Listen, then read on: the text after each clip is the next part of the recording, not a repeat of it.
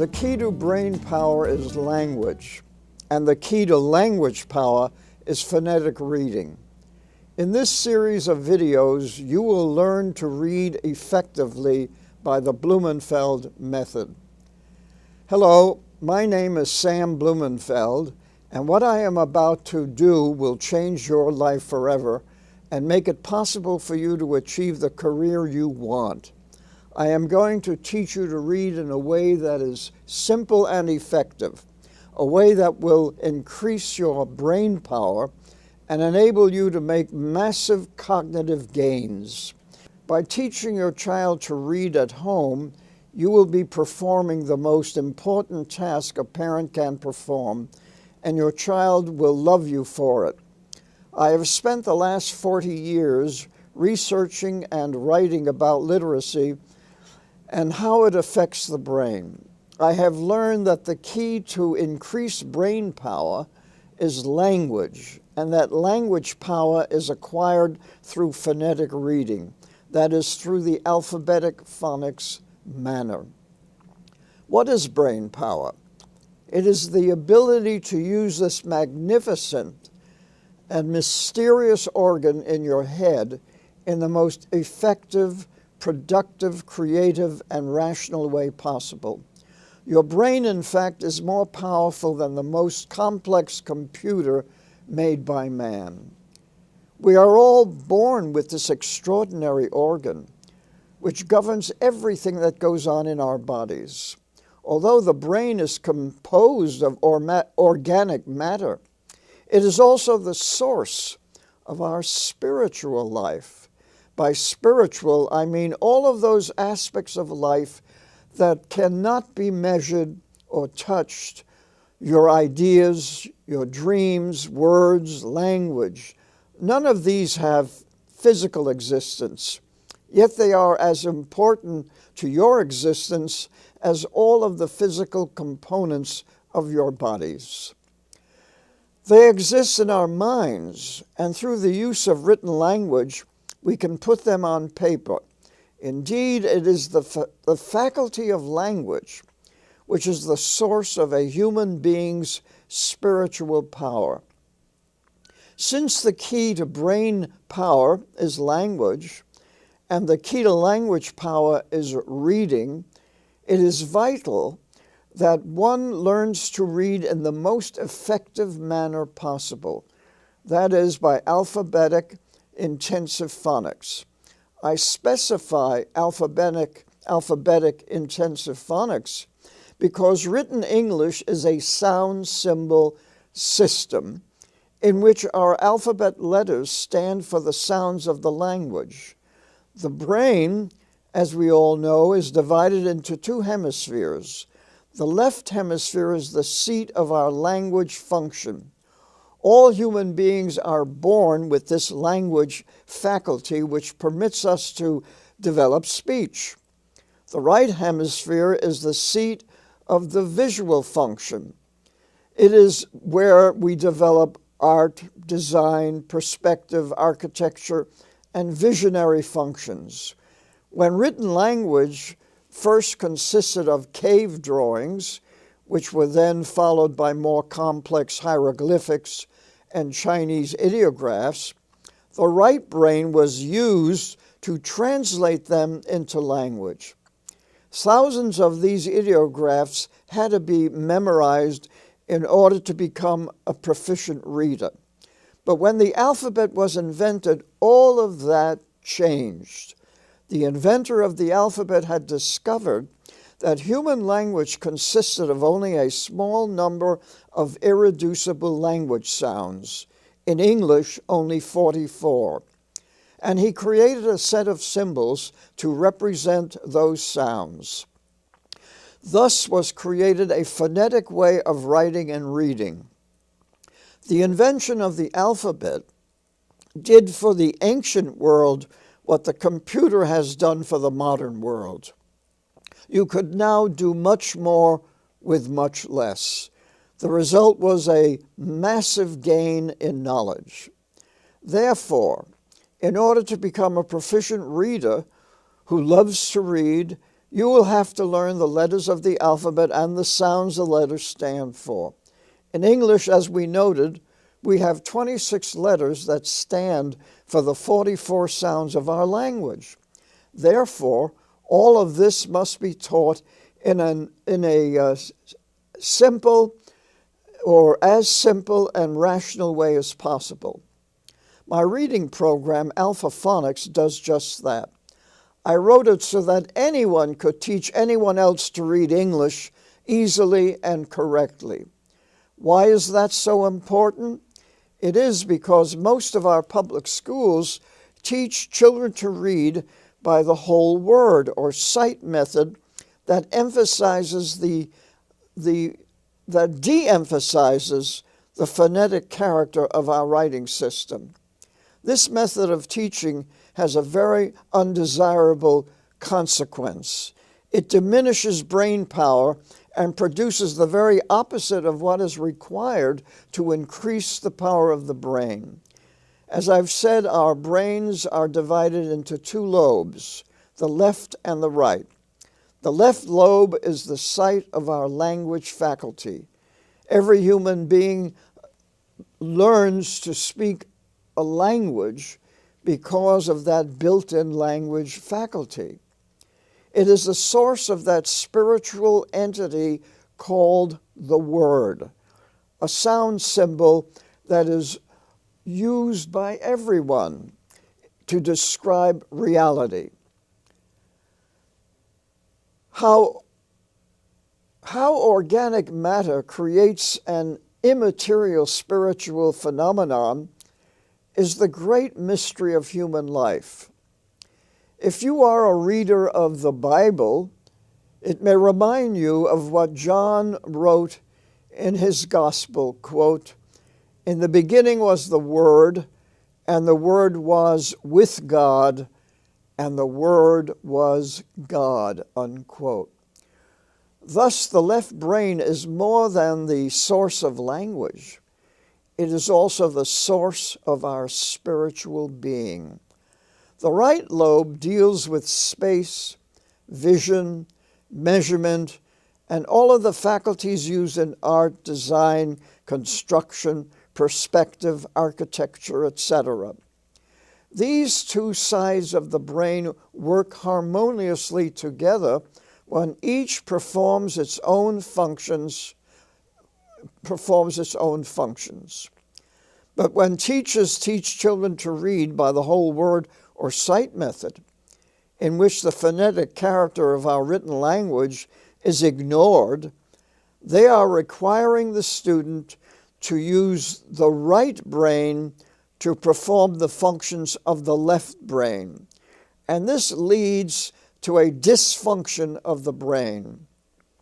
In other words, one cannot use the right brain to perform a language function without causing impairment in the brain itself. And this has been proven by brain scans of children with reading disabilities. Our alphabetic writing system is an instrument that enhances the language power of the brain. As we stated, the key to brain power is language development, and the key to language power is reading by the alphabetic phonetic method. Indeed, as the French neuroscientist Stanislas Dehaene writes in his book, Reading in the Brain, quote, when children learn to read, their brains will never be the same again, unquote. Thus, how we learn to read will determine how our brains will function for the rest of our lives. If we are taught to read by intensive phonics, our brains will increase in power and expand our language faculty. If we are taught by the look-say or sight method, our brains will become deformed and unable to function at its optimum power. We will be handicapped for the rest of our lives. Thus, it is extremely important to be taught to read in the correct phonetic manner. In this series of videos, I will teach you to read in the proper phonetic way using the program I created, Alpha-Phonics. If you are a parent, it will show you how to teach your child to read at home. If you are watching this video in a non-English speaking country, you will be able to learn English in the easiest and most effective way possible. So let us start. We start with the alphabet. Now, what is the alphabet? It is an ingenious tool that permits us to break up language into its separate sounds. When children learn to speak their language, they are not aware that all of the sounds they speak can be broken down into separate speech sounds. The inventor of the alphabet was able to do that. Why did he do it? He did it to make it easy to transcribe a spoken language into a written form. Take, for example, the simple word bat. It is actually composed of 3 sounds. They are b, a, t. We use alphabet letters to stand for those 3 sounds. Bat, b, a, t, t. We spell it B-A-T. The ability to actually hear those 3 sounds separately is called phonemic awareness. Spelling means naming the letters in a word in their correct sequence. Before the alphabet was invented, man used pictures or symbols to stand for words. The word bat was represented by a picture of a bat. But since our words also express action, feelings, and ideas, pictures were a very cumbersome way of writing language. It required creating thousands of pictures which did not look like the ideas and actions they were representing and were difficult to remember. The invention of the alphabet greatly simplified writing because the inventor discovered that language was not composed of thousands of separate sounds, but in English, only 44 sounds. So if you could create a set of symbols representing those 44 sounds, you would have a much less to memorize and be able to easily write thousands of words. As I said, our alphabet is composed of 26 letters that stand for the 44 sounds of the English language. Now, how did this happen? When the Romans conquered the British Islands, they brought with them their Latin alphabet. They imposed the Latin alphabet on the language being spoken there, and the English scribes were able to adapt the Latin alphabet to create their own written language. Did they do a good job? I believe they did. For by using this alphabetic system, English writers have been able to produce the world's greatest literature.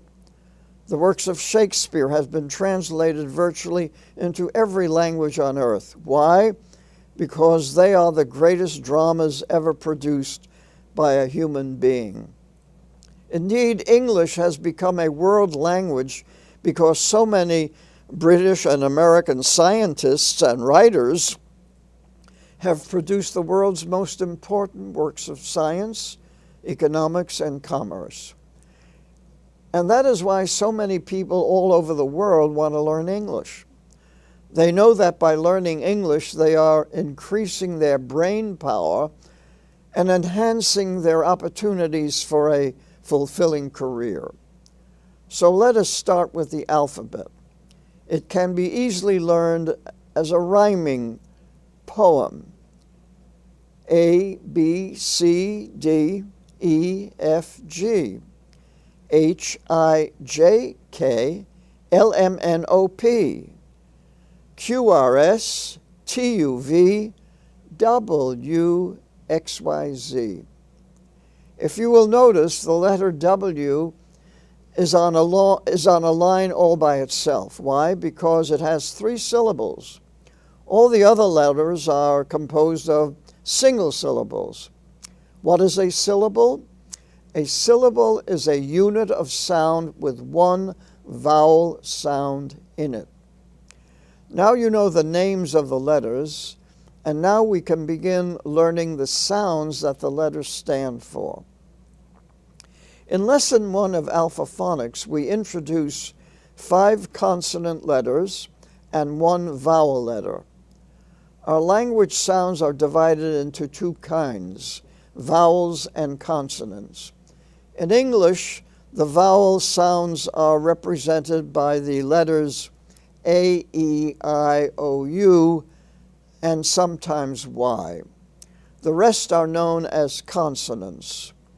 The different vowels in English are pronounced by changing the way we form our lips so that the air flowing out of our mouths can change in sound.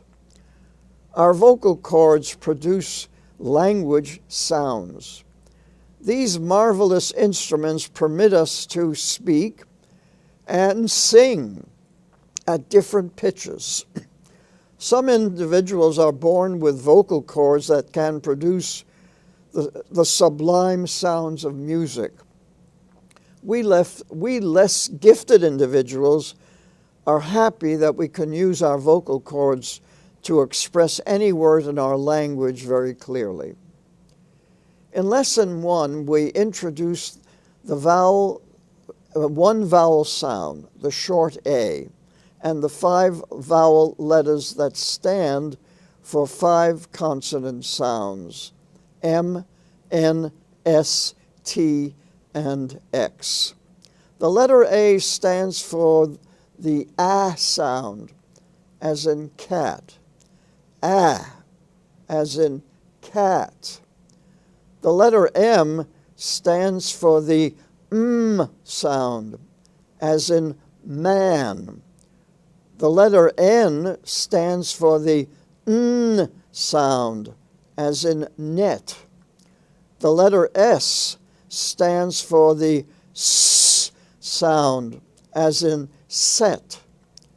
The letter T stands for the T sound, as in tent.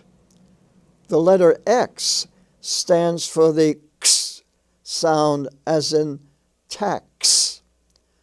Now, when we join the short A with M, we get the word am, A-M, am. When we join the short A with N, we get the word an, A-N, an. When we join the short A with S, we get as. That is A-S. Now, that is what we call a short S. When we join the short A with T, we get at, A-T, at.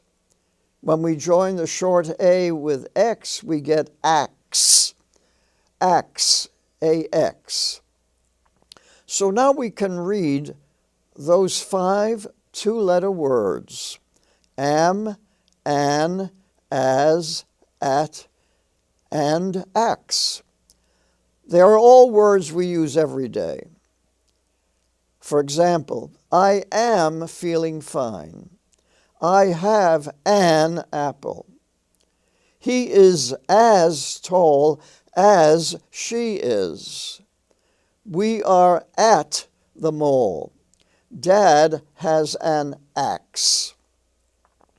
In Lesson 2, we expand these 2-letter words into 3-letter words. We put the S in front of am, and we get sam, Sam, S-A-M, Sam. We put the M, in front of an, and we get the an, man, M-A-N, man. We then learn the sound of the letter H, which is the beginning sound of the words happy, hand, and hat. We then put the letter H in front of as, and we get H as has. H-A-S, has. We put the S in front of at, and we get s-at, sat, S-A-T, sat. Note that the S in Sam is a capital letter because Sam is a proper name. But we use a small or lowercase s for the word sat, S-A-T. We then put a T before ax, and we get the word tax, T-A-X, tax. That's a word that you will be using for the rest of your life. Now that we have learned to read the words Sam, man, has, sat, tax, we can go into lesson 3.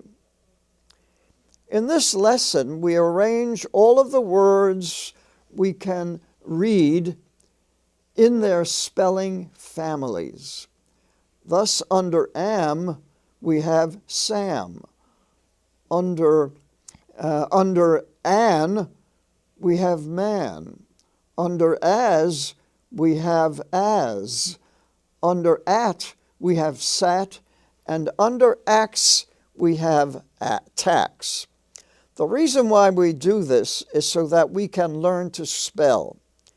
And when we spell, we name the letters in a word in their proper sound sequence.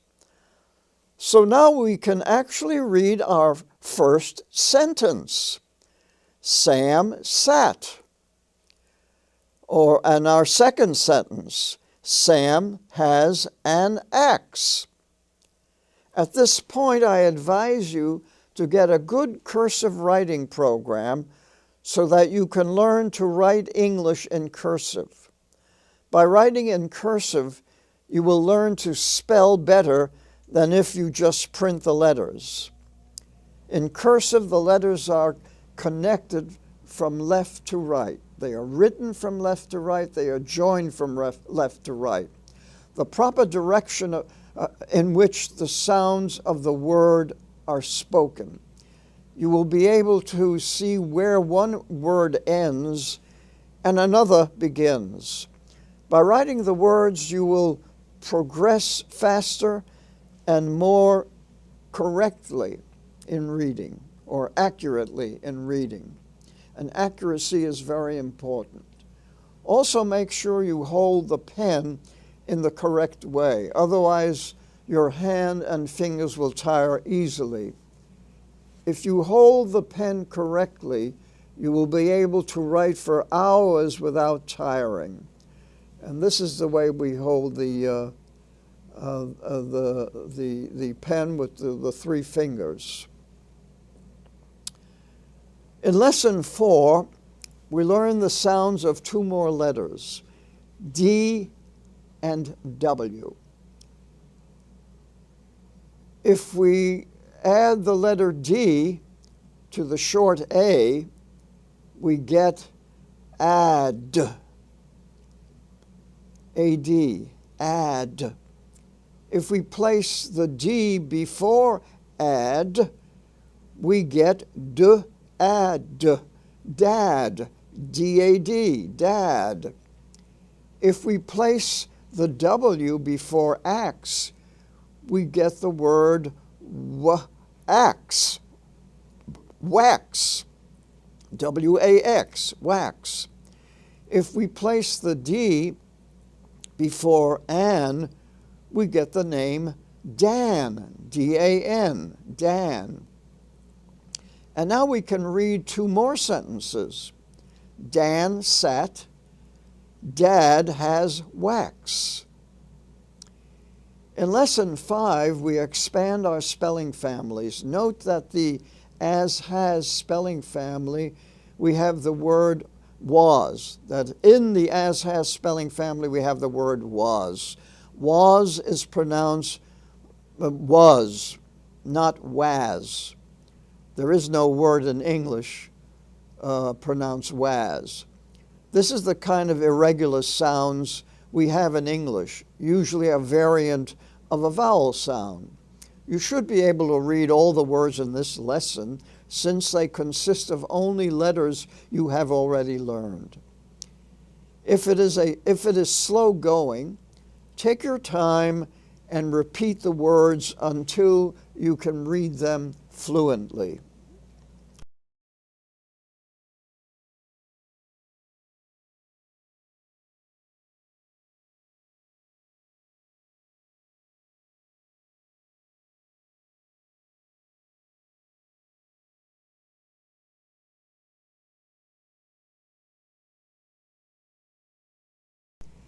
In Lesson 6, we use these words in short sentences.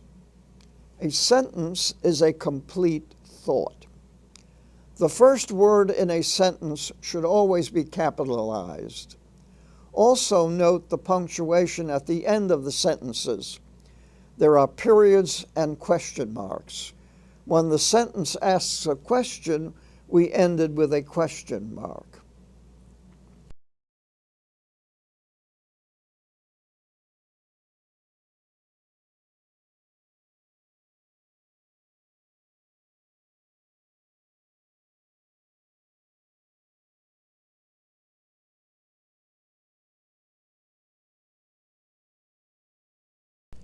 In Lesson 7, we add the letter D to the word an, and we get a new word.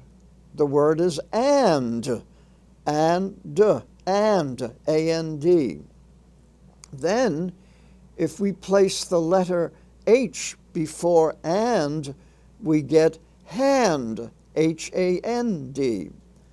Now we introduce the letter L, which stands for the initial sound in such words as lad, lab, lag, lap. If we place the letter L in front of and, we get, you guessed it, land.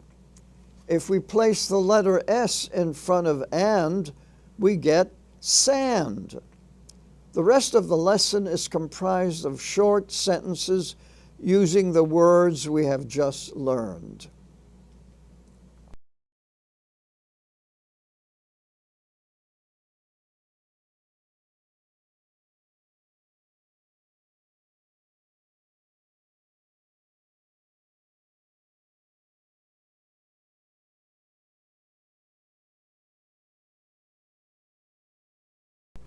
In Lesson 8, we learn the sounds of consonant letters L, B, C, G, F, and J.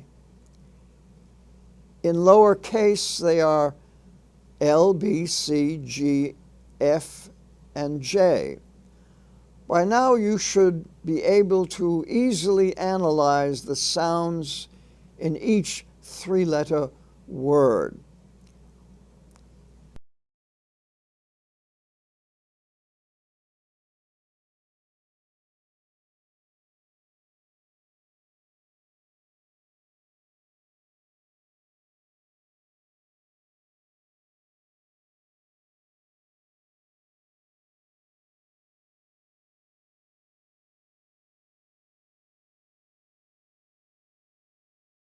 In Lesson 9, we learn the sounds of consonant letters P, R, T, V, W, Y, and Z. In lowercase, they are P, R, T, V, W, Y, and Z.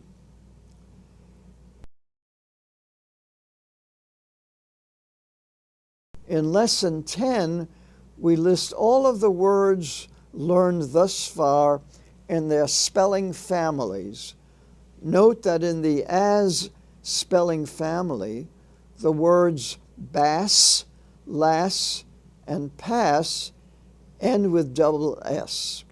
The double S spelling indicates that the S is pronounced in its hard sound. S. In as and has, the S is pronounced in its soft sound, its soft form, almost like Z. The word gas is pronounced with a hard S.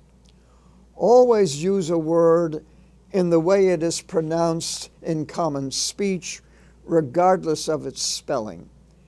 If you want to be understood by others, you have to pronounce a word in the way that it is commonly spoken. And as we all know, accents vary in different regions. The accent in the American South is known as a drawl. In the Northeast, it varies between New York and northern New England. The beauty of English, however, is that it is spoken on all consonants with a variety of accents, but the spelling is usually the same in all countries, with slight variations in spelling between the United States and England. English language newspapers in non-English speaking countries are usually written in what is called Standard English, and thus can be read by anyone who can read English. Note that in Lesson 10, you can make up your own sentences. You have verbs, words connoting action, verbs such as can, has, was, add, ran, am, had, and more that would make interesting and amusing sentences. In Lesson 11, we learned the CK spelling form that stands for the same sound as K, K. Many common words are spelled with CK, back, jack, pack, etc. We also are introduced to the QU spelling form that has the sound of KW, as in the word quack, quack, Q-U-A-C-K. In Lesson 12, we learn that the letter A by itself is also a word meaning one. Its pronunciation varies from AY to UH, that is A to depending on how it is used. Thus, you might say, I have a hat, or I have a hat.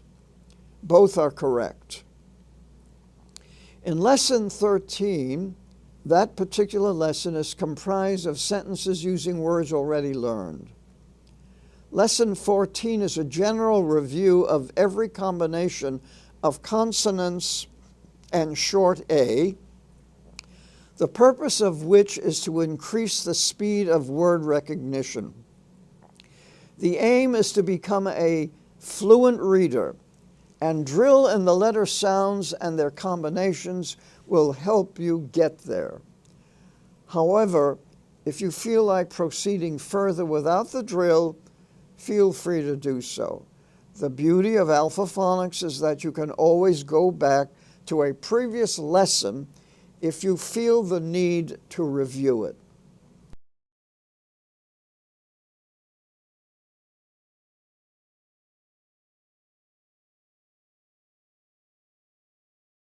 In Lesson 15, we learn the rest of the short vowels. A, E, I, O, U, those are the long vowels. The short vowels are A, E, I, as in bad, bed, bid, bob, bud, or bag, beg, big, bog, bug. When I was going to school, we were taught to say the short vowels, a. In Lesson 15, there are 18 examples of one-syllable short vowel words demonstrating their contrasting sounds.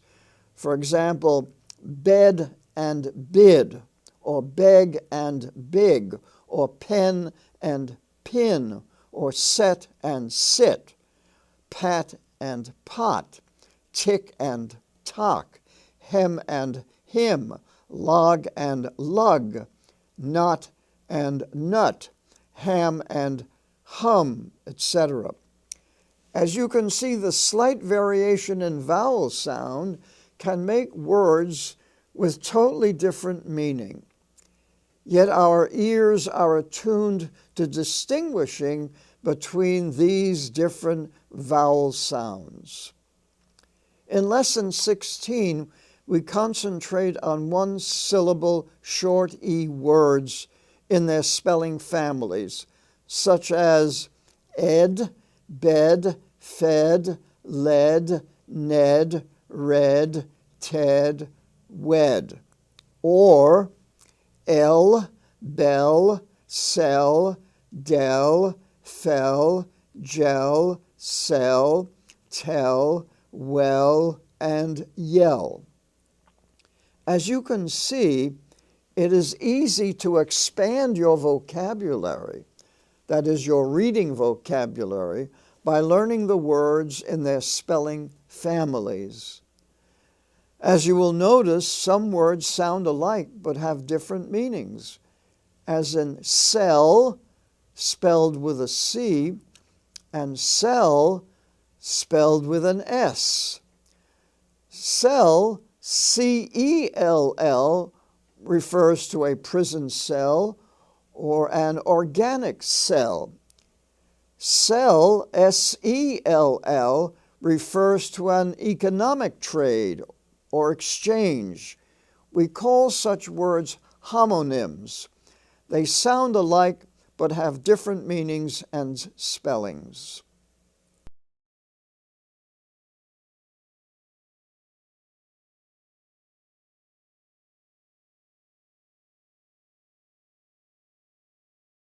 Lesson 17 is comprised of sentences with short E words.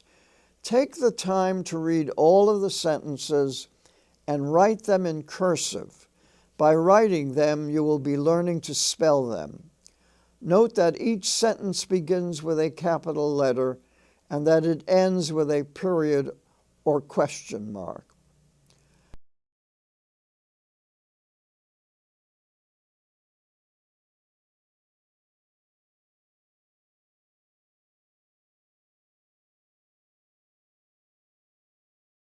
Lesson 18 provides the learner with every sort of combination of consonants with a short E. Some are nonsense syllables, but many of these nonsense syllables will turn up later in multisyllabic words. This is good phonetic practice.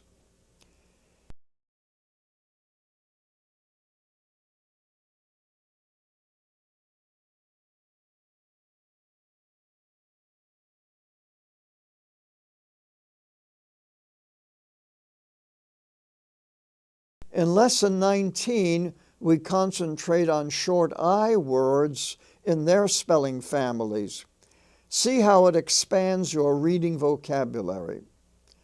We also introduce the PH spelling form, which stands for the F sound, as in the name Phil, P-H-I-L.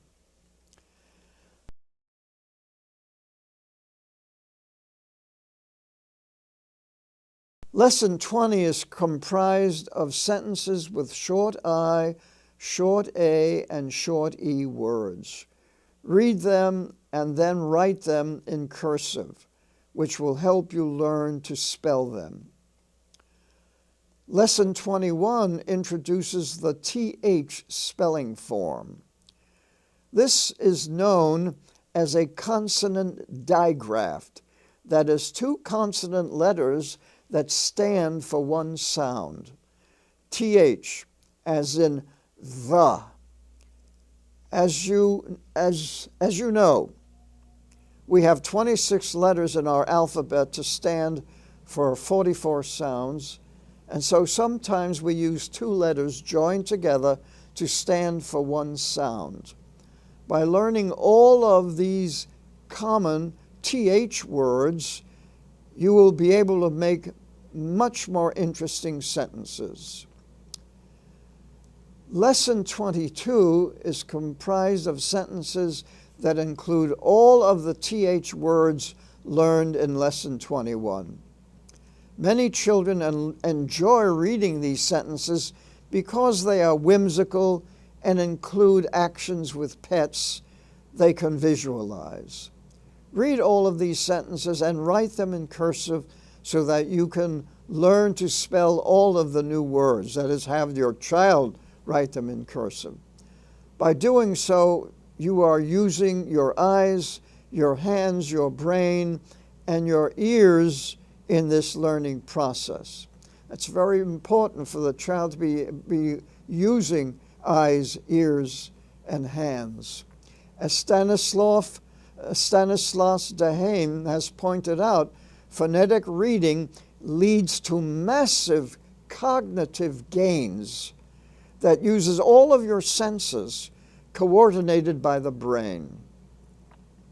In Lesson 23, we concentrate on short O words in their spelling families, as in ox, box, fox, lox, pox. Note that in the on, don, ron spelling family, the words sun, ton, and one are pronounced as if the O was a short U. Sun, ton, and one. But note that wonton, the Chinese soup, is pronounced with its regular short O, wonton. Lesson 24 is comprised of sentences including all of the letter sounds learned thus far. Read them all and write them in cursive. In Lesson 25, we introduce the letter S used to make plurals, as in cats, C-A-T-S. The ES in making plurals with words ending in double S, as in kisses, K-I-S-S-E-S, and boxes, B-O-X-E-S. And the apostrophe S, that is apostrophe S, to denote ownership, and in such words as Bob's dog or Jill's pet. Lesson 26 is comprised of sentences incorporating what has been learned in Lesson 25. Read all of them and write them in cursive. In Lesson 27, we concentrate on short U words in their spelling families. Note the irregular words in the cull, dull, gull families. That is, words such as bull, full, and pull.